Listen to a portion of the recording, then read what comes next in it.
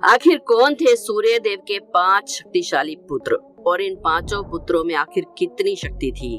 सूर्य देव जो संसार को अपने प्रकाश से रोशन करते हैं, उन्हें ब्रह्मांड के 9 ग्रहों में सबसे ऊंचा दर्जा दिया गया है। इसीलिए वे 9 ग्रहों के राजा कहलाते हैं। सूर्य देव के परिवार में उनकी 2 पत्नियां थी, जिनमें से एक का नाम था संज्ञा और दूसरी का नाम छाया। वैसे तो सूर्यदेव के कुल में कुल मिलाकर 10 संतानें थे, लेकिन आज हम बात करेंगे उनके ऐसे 5 शक्तिशाली पुत्रों के बारे में जिन्होंने रामायण और महाभारत की पूरी कहानी से अपना दबदबा बनाया हुआ था। नमस्कार दोस्तों, एक बार फिर से स्वागत है आपका हमारे चैनल अनोखी दुनिया में। अगर आपने अभी तक हमारे चैनल अनोखी दुनिया को सब्सक्राइब नहीं किया है तो जल्दी से कर लीजिए और कमेंट्स में ओम सूर्याय नमः जरूर लिखें। तो जल्दी से शुरू करते हैं अपना आज का वीडियो। 5वें स्थान पर है अश्विनी कुमार। हिंदू धर्म में 33 कोटि देवी देवताओं में अश्विनी कुमारों को देव, चिकित्सा और आयुर्वेदिक का गुरु माना गया है। हिंदू धर्म में शामिल देवता विश्वकर्मा जी की पुत्री संज्ञा का विवाह सूर्य देव के साथ हुआ था और संज्ञा सूर्य देव के तेज से बहुत ज्यादा परेशान रहती थी। विवाह के बाद संज्ञा ने वैवत्स, यम और यमुना को जन्म दिया और साथ ही उन्होंने अश्विनी कुमारों और रेवत को भी जन्म दिया। अश्विनी कुमारों को देवताओं का चिकित्सक माना जाता है। उन्होंने ही महाभारत में मांद्री के आह्वान करने पर उसे नकुल और सहदेव जैसे पुत्रों को प्रदान किया था। अश्विनी कुमार ब्रह्म मुहूर्त और सायंकाल में रथ पर बैठकर आकाश में भ्रमण के लिए निकलते हैं। ऋग्वेद में अश्विनी कुमारों का उल्लेख 50 से ज्यादा रचनाओं में कई बार किया गया है। अश्विनी कुमार लड़कियों को अच्छा पति, वृद्धों को कौमार्य और अंधों को नेत्र देने के लिए बनाए गए हैं। अश्विनी कुमार देवताओं के चिकित्सक माने जाते हैं, इसीलिए उनके द्वारा दिए गए पुत्र नकुल और सहदेव भी चिकित्सा की अच्छी जानकारी रखते थे और महाभारत में जो भी योद्धा घायल होते थे उनके स्वास्थ्य की जिम्मेदारी इन अश्विनी कुमारों को ही दी जाती थी। अब बात करते हैं सूर्य देव के चौथे शक्तिशाली पुत्र की, जो और कोई नहीं बल्कि स्वयं सुग्रीव थे।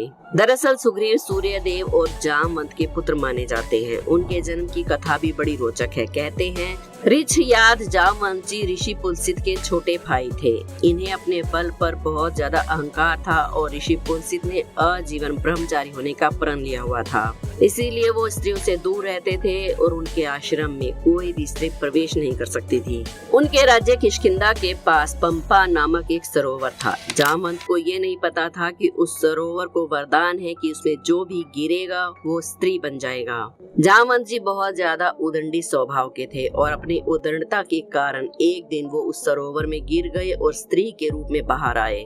तब जामवंत जी जामवंती बन चुके थे और सूर्य देव की नजर जामवंती पर पड़ी।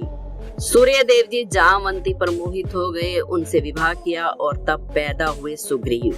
सुग्रीव जामवंत के समान ही बलशाली थे। रामायण में सुग्रीव की एक अहम भूमिका मानी जाती है। जब आप रामायण का किष्किंधा कांड, सुंदर कांड और लंका कांड पढ़ेंगे तो आपको पता चलेगा कि सुग्रीव और श्री राम की घनिष्ठ मित्रता थी और उनकी मित्रता को निभाने के लिए ही श्री राम ने सुग्रीव के भाई बाली को छल से मारा था। सुग्रीव इतने बलशाली थे कि रामायण में श्री राम और रावण के युद्ध के दौरान रावण का मुकुट उसने गिरा दिया था, जिसका उल्लेख आप वाल्मीकि रामायण में बारीकी से पढ़ सकते हैं। सुग्रीव के पास बल की कोई कमी नहीं थी। ये कर्ण के समान ही बलशाली माने जाते हैं। बाद में इन्होंने किष्किंधा पर राज किया और वानर सेना के साथ साथ सीता माता का पता लगाने के लिए भगवान श्री राम की मदद भी की। अब बात करते हैं सूर्य देव के तीसरे बलशाली पुत्र की, यानी कि सूर्य पुत्र कर्ण की। सूर्य पुत्र कर्ण, जिन्हें महाभारत में सर्वश्रेष्ठ योद्धा माना जाता है। कर्ण के धर्म पिता पांडु और अन्य पिता सूर्य देव थे। दुर्वासा ऋषि के वरदान की वजह से कुंती ने सूर्य देव का आह्वान किया और उसे पुत्र के रूप में कर्ण की प्राप्ति हुई, लेकिन उसका जन्म कुंती और पांडु के विवाह से पहले ही हो चुका था। उस समय कुंती कुंवारी थी, इसलिए लोक लाज के भय से कुंती ने उसे नदी में प्रवाहित कर दिया। वेद व्यास जी द्वारा रचित महाभारत में आप कर्ण की छवि को विस्तार से समझ सकते हैं। उन्होंने कर्ण को रामायण के नायक श्री राम और द्वापर युग के भगवान श्री कृष्ण के बराबर बताया है।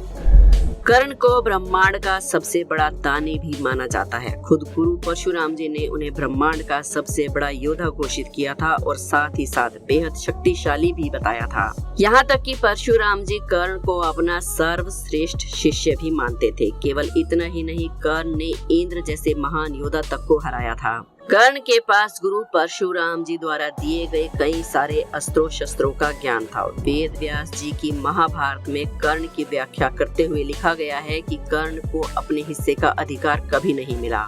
वास्तव में हस्तिनापुर की गद्दी का असली वारिस कोई और नहीं बल्कि कर्ण ही थे, किंतु अपनी मित्रता निभाने के लिए कर्ण ने अधर्म का साथ दिया।